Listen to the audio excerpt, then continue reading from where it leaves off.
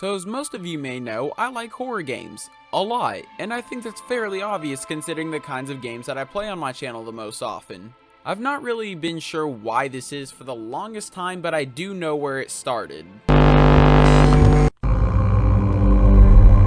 That's right, Five Nights at Freddy's was my first horror game and my introduction into the genre. Before this game, I never even knew games that were made to scare people existed, and back then I never really understood why they were appealing. The way my younger self saw it was, if my older sister already scares the crap out of me by jumping from around a corner, why would I want to play a game that purposely does basically the exact same thing, but even scarier? But nonetheless, I was curious, and after watching a few Let's Plays, I decided to try it myself. It wasn't too bad at first, until I found out when Freddy gets off the stage, he can jump scare you without the camera being down, which petrified me, so every time he got off the stage, I freaked out and quit. However, I eventually found out watching Freddy on the cameras guarantees he won't leave the stage, and once I found that out, I beat the game no problem. I even went on to beat 20/20/20 mode, which I never felt super accomplished over, as I think I just got lucky as the animatronics straight up didn't show up all but a few times that night. Except for Freddy, of course, cause he's a jerk. But other than that, Bonnie and Chica showed up every now and then almost immediately left. But I was still happy that I beat it and then never beat FNAF 2, 3, or 4.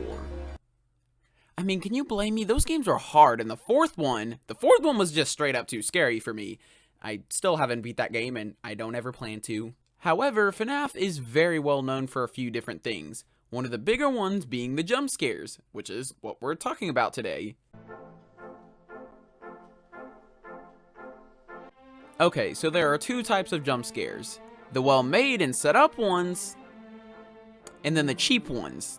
We'll use PT as the example for a good jump scare. So during PT, you occasionally run into this lady known as Lisa, but she never really does anything, just stares at you from a distance before disappearing. Or so it seems. It was discovered that Lisa follows behind you at all times. That's creepy. Like, really creepy. The devs knew that you would have to pay very close attention to the lighting and shadows or hack the game to know she's there, and yet they still put it in. That fact alone makes this 10 times more creepy. But moving on, towards the end of the game, if you haven't done all the things required to get the ending, this happens. Oh, God, oh, God, get away, no. Yeah, this jump scare got a lot of people, and for a good reason. It was well done. The entire game, she just stares at you, and then all of a sudden, she's all up in your face.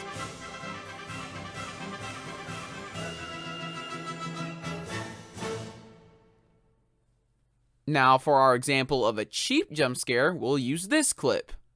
No, oh! Yeah, what I'm saying is, any jump scare that has no setup is bad. You're just walking down a hallway, and then a scary face and loud noise. Like, really? You could even do the generic look behind you voice or text beforehand and it would be slightly better. But when you put no effort into it and just do loud noise and scary image, it just comes off as cheap. Because that's what it is. Now you might be wondering what I mean by cheap jump scare. Well, let me tell you.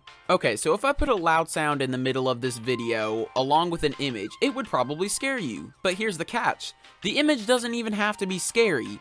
Heck, there doesn't even need to be an image at all. Just the loud noise alone would scare you, and that's because of the way your brain works. It is natural reaction for your heart to skip a beat or you to jump when something lunges at you or an unexpected sound is heard. Therefore, it's not your fault. And that's why it's cheap, because you can't control how you react. Only your brain can. Think of it this way. In FNAF, you're constantly flipping through cameras monitoring the animatronics heading towards your office.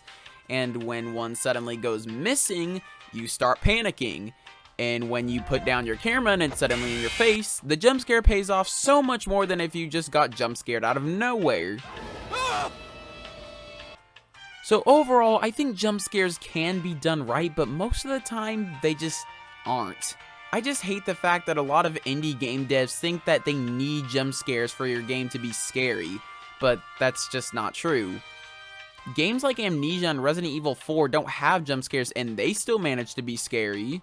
Even some of my favorite horror games like Bendy rely on jump scares a tad bit too much instead of using psychological horror.